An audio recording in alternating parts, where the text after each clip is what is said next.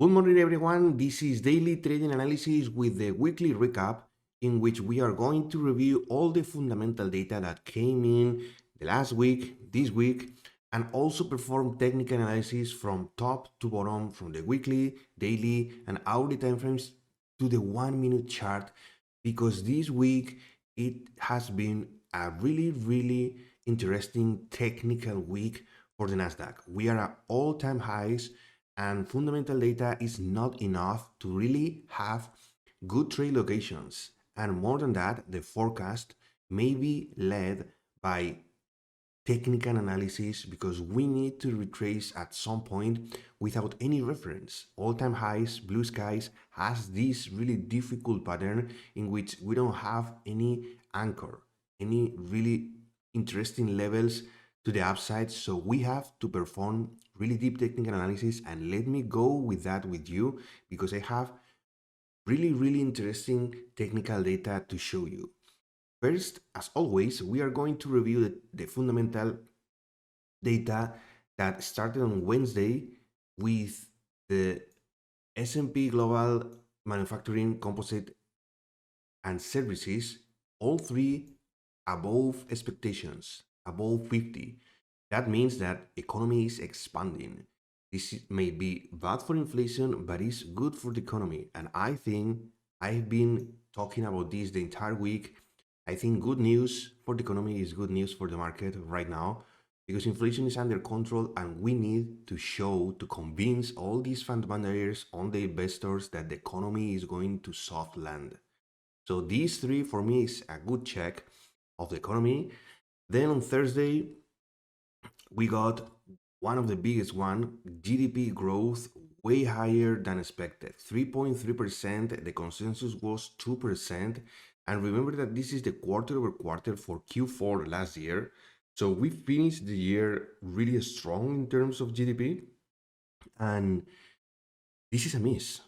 Why this is a miss? And the manufacturing is a hit, a big meet expectations. GDP growth means growth in the economy, and growth means good earnings that may be good for the market, but this really impacts the Fed interest rate cut paths that it's going moving forward. And market is really anchored, is really looking forward to even 5 to 6 interest rate cuts this year. If growth, if earnings are really good, really high, we may see the Fed waiting way longer than expected to start cutting rates. And this impacts really directly into the rate path. As you can see, we are right now expecting hold in March, and starting rate cuts in May. The first one in here, 2, 3, 4, 5, and 6. That's a lot of rate cuts. Markets are still pricing in this. Anything that goes against these expectations may be a disaster for the markets. So GDP came way hotter than expected. That's a miss. Initial jobless claims came higher than expected. I think that's a hit. And look at these new home sales.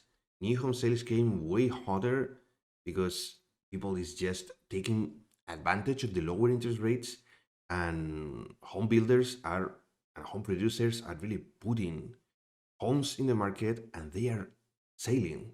They are selling. So 0.6 instead of 66 instead of 0.64, that may be good year over year, but month over month, look at this 8% instead of the -9 of the previous one. And then the final day on Friday. Friday was a really choppy day, because I think PCE can be seen in two different perspectives. First, the data, core PCE, came as expected. 0.2%, it's as expected, but still higher than the previous one.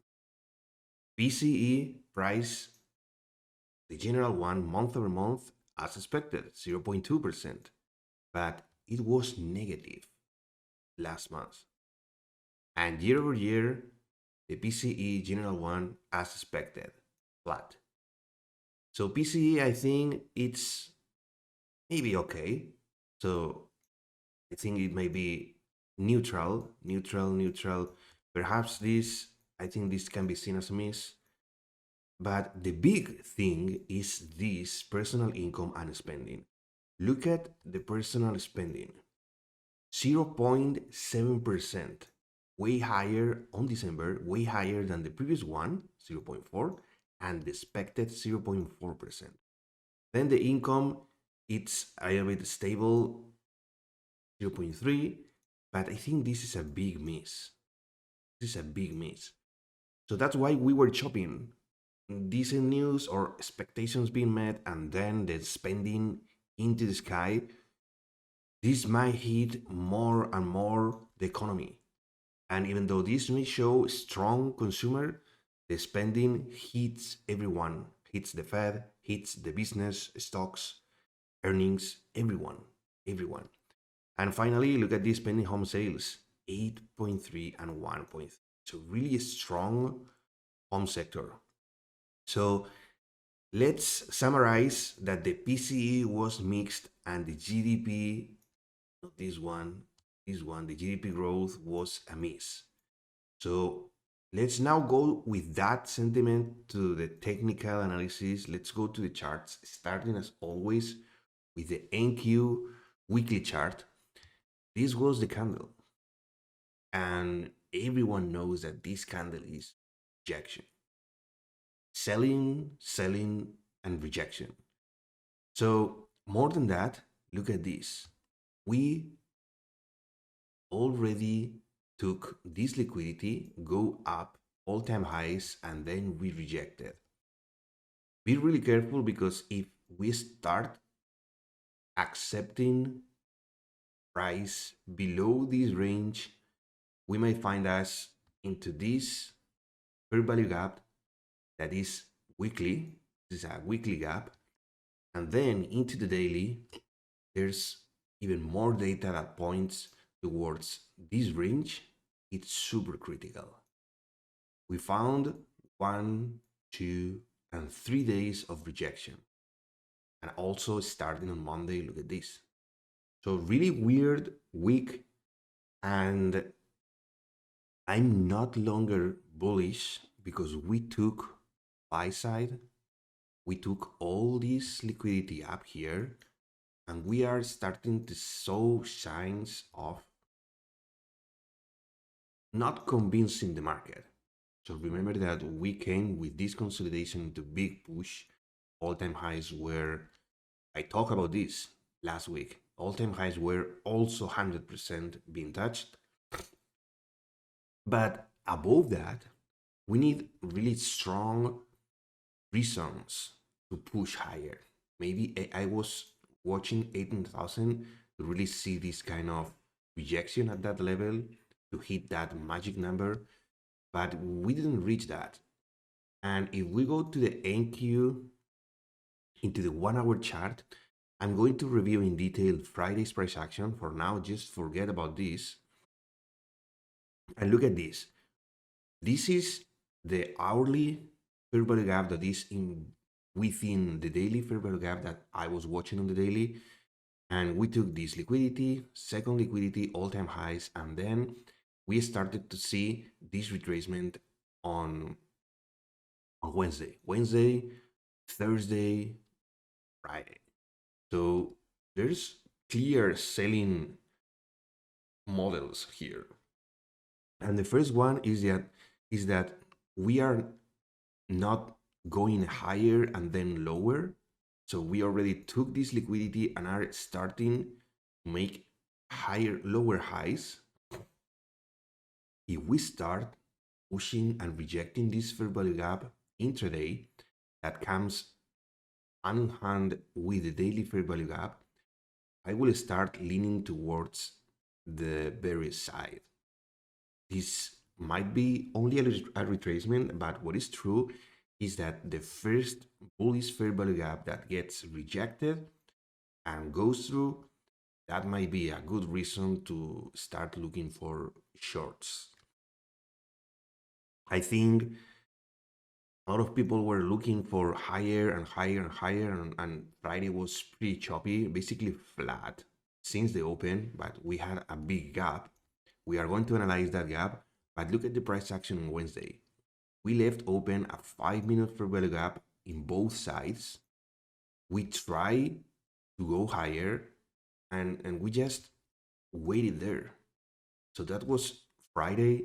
Not even this liquidity got taken, and then we rejected. So this price action is the most interesting one. I'm going to review that. Why? Because I took the first trade down there. But before going into the trade, let me just tell you that this level, this consolidation, and then the move trying to go higher and then rejecting, this is pretty telling.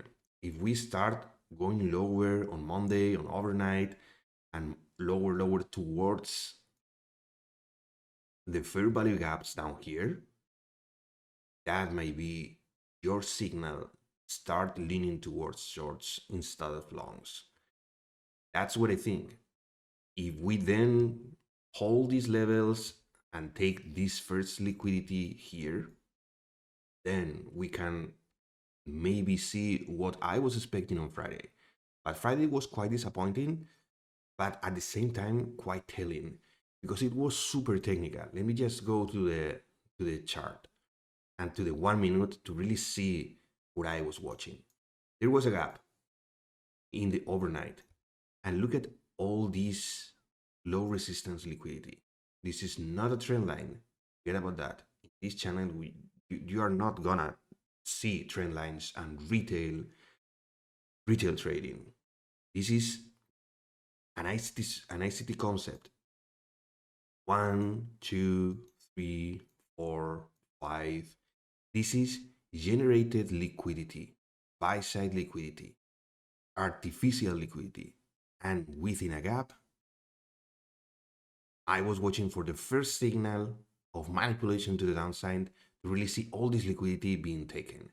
And this was a huge move. The potential of this being retraced, look at this, 0.60%. That's a lot of points. How many points? One. Oh yeah, that one.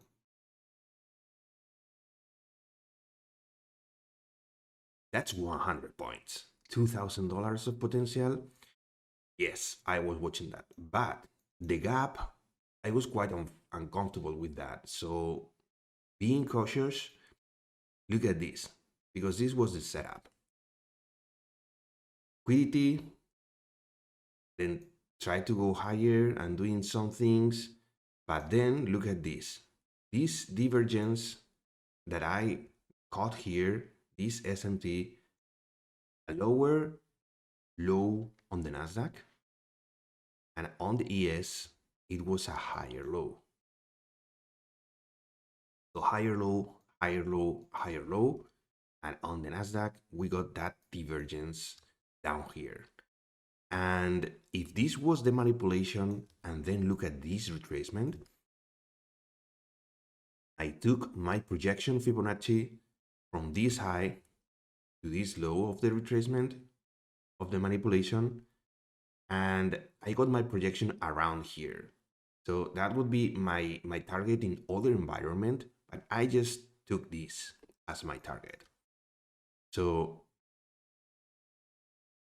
I took the long here, stop right below this tail. It could be here, but here's the same. If we don't hold this fair value gap, there's nothing for me to wait. I can just take the trade down here. And that was only 9 points, and the potential was 31. And look at this. This is like a unicorn entry. Fair value gap, big retracement being calculated from here to here. This was the golden pocket, the 61 and 66 retracement. And look at this. Once I saw this, I was okay. I think this trade has potential. And then the inverse got run through. Boom. So this was a beautiful entry. and just hit my target in a couple of minutes, in like half an hour. So 31 points. But I was still watching my projection to the 2.5 since the manipulation move and the divergence. Remember that divergence between NQ and ES. So we are moving higher and higher and higher, and finally, look at this, taking all these low resistance liquidity, all this was destroyed. The gap. And then news came out. News came out and I took my second trade. News, manipulation move, going lower, and since from here to here, deep retracement, again, second golden pocket, I took the first candle that was bullish. Look at this bullish candle into the golden pocket. Retracement. Leaving this gap behind and just skyrocketing and destroying this liquidity. That was 48 points. 48 in just a big squeeze. I thought, okay, we are going way higher, but I just wanted to squeeze. But then this happened. And it really was super interesting because we took this liquidity again into the fair value gap that was here, a 5-minute fair value gap, and we never touched this level again. We never crossed this. In the 5-minute, we held that fair value gap. We never went higher. So let's continue with the move because that was quite telling into the open. Look at this open again, generating liquidity down here into these lows that were taken. So manipulation move, projection, big projection since that from that one to the low. This is the 2.5, and I took again another trade. Look at this bullish fair value gap. 1, 2, 3, 4, 5, 6, 7 weeks. I took my entry here quite early, to be honest, but it held. I had my stop down here at the close of the candle. It doesn't matter if it's there or there. I just took here. And that was 22 points. I got already nice profits. 50 points plus 30. That's 80 points, more than 1,500 bucks. So I could risk 400 to make 800. That's almost 2 to 1. And I was looking for this liquidity being taken, all this buy side being generated again. The algos were pretty on point on Friday. I could just take this, but yeah, look at this. Pretty big squeeze again, leaving behind all these fair value gaps. Look at this candle. This candle is quite telling. So we again push higher. I thought, okay, manipulation in this zone before the open, then the open starts generating liquidity, we squeeze, oh boy, we are going to retrace higher, way higher. But then it stopped. It stopped there. It took all, it never touched this liquidity up here that was quite interesting. So this was in everyone's eyes, right? This liquidity, it could have been like this, would have been better. I was looking for shorts then, but that never happened. This is now a 5-minute chart, and look at the move into this breaker, into this change of structure. Even behind this inverse, that was almost a beautiful entry, but I was not watching the market anymore. That's why I think we really close berries on Friday. We retrace everything. The only thing that I have in my charts is this 5-minute order block that is right here, and it's holding the price on Fridays. And that's why I told you before, this structure down here, it's pretty bullish. And this order block is super important for me. Because if this area doesn't hold into Monday, we start going lower. This is pretty bearish to me. So now that You know that we were pretty bullish on Friday, but we couldn't reach the levels that I was expecting. I think I have to change my mind and really lean towards the short side, at least for now. Let me see the price action on Monday, but you have the reason why. Now, into individual tech stocks. Well, I think it was a pretty good last week, but then hard stop for a lot of them. Apple is just, it was skyrocketing last week. It got a gap behind. We have a lot of inefficiencies here, so we just need to see where it goes. We have our bottom here, and we have our top here, and between the middle, it's just pretty damn difficult to really see where. With I don't trade Apple directly, but what is true is that projection.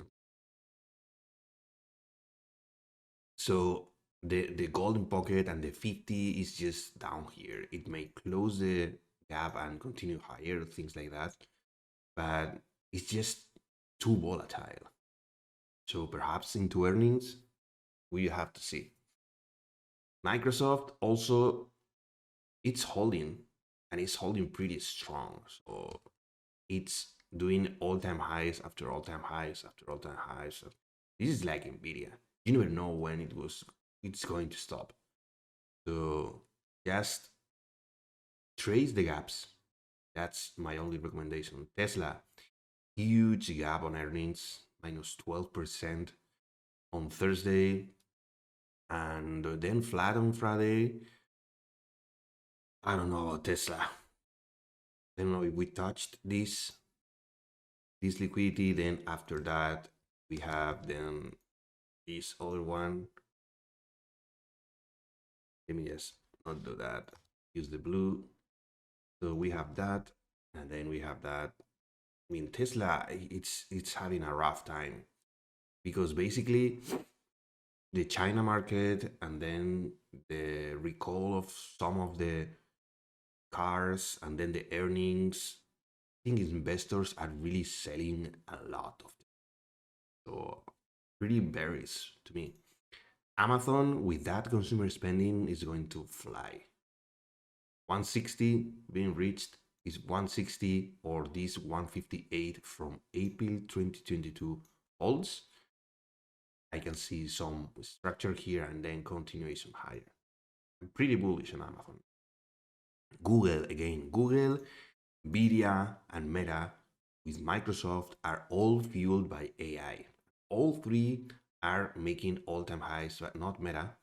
But Nvidia, it's just insane.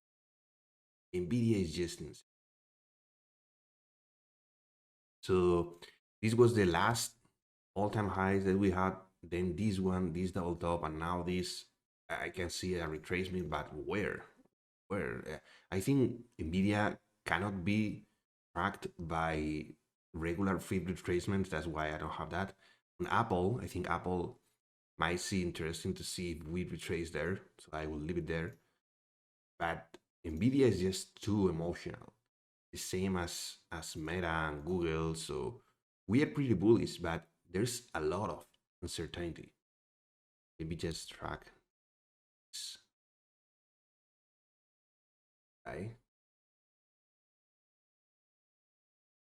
This gap that we left behind on Google. What about this? So look at this. Inverted hammer and then the squeeze. So that's why you never know where to short. My recommendation is not to short AI stock. So then pretty bullish. You know my forecast for the NQ into next week. I think everyone needs to watch this inverted fair value gap. Sorry, this bullish fair value gap. In lower time frames, there's also signals that if we start reaching these, we might see some problems going through that. And if we go through that, I think it's a market structure change. Dollar is it's quite bullish. It's quite bullish because in higher time frames, look at all this accumulation and then the push higher. All this week it's been accumulating. Just forget about this. I'm tracking really heavily the dollar. Every sign of weakness is being bought up. So dollar is strong means weaker stocks. So if we check the daily, all this is accumulation with a lot of weeks, all this fair value gap being respected. I think we are going 104.4 and higher dollar, lower equities. Be careful with that. Track the dollar, follow the dollar because it's super important. Now with earnings, even more. The Russell is holding, but it was a pretty rough week. Look at this chop. So up, down, up, down, up, down, up, down. So it's just consolidating. There's a gap behind, and we know the range. The range is 200, and the bottom is 188. So we have a lot of gaps that are being destroyed here. So you never know. Earnings is too volatile, but also watch intraday the Russell, because for the rest it's just pretty damn bearish. The 2-year yield was 1.30 on Friday in the green. The 10-year is pushing higher. Dollar started to show some kind of bullishness, and we are now trying to go through the inverse into this 104 that I was mentioning with liquidity. So everything points towards a really difficult week on the technical side. Be careful now with this. I told you, on the 1-minute chart, on the NQ, this structure, this structure down here needs to hold. There's a 5-minute order block that is holding pretty heavily, and if we go through that, we go through Friday's low, start being flexible. You have to adapt your bias. Don't be 100% bullish every time. Market is changing, and I can see it slowly trying to change. And you have to really watch that, really adapt to that reality. So now for next week, last thing I would like to mention. Next week is really important. Why? Because we have jolts on Tuesday, no news Monday, be careful with that. And then we have the FOMC on Wednesday. Everyone is watching FOMC, as you know. And this is going to be pretty interesting. The expectation is just being flat, so no cuts. And in between this January and into March, remember that this is balancing between cut or no cut. What is true is that on May, things are going to be cut, but for this January, flat. So flat will hold the market, perhaps it may hold the market. But next week it's pretty packed. Thursday, manufacturing, and on Friday we have non-farm payrolls and unemployment rate, and we need a tick higher on the unemployment. Maybe this tick higher on unemployment will fuel the market higher with expectations, excuse me, with expectations of rate cuts, because labor market remains strong. If labor market starts showing higher unemployment and NFPs go way lower, look at this, what we are expecting, 173. If Friday's NFPs and unemployment hit the mark, we can see really markets holding. But until then, there's a lot of news. So day by day, slowly but surely, managing the risk and analyzing really deep. This was a pretty technical week, and next week I think is going to be the same. So that's all from my side. As always, thank you for your time. If you found this video useful, Please give it a like, subscribe to the channel. I upload these weekly recaps on Saturdays every week. I put a lot of effort. There's a lot of information on them to really review what happened in the week and be prepared for next week. So if you like them, please give it a comment down below and let me know, because I can try to squeeze them even sooner. So thank you for viewing my videos. Thank you for supporting the channel. And remember that discipline, patience, risk management are key for your success. Have a nice weekend and see you on Monday.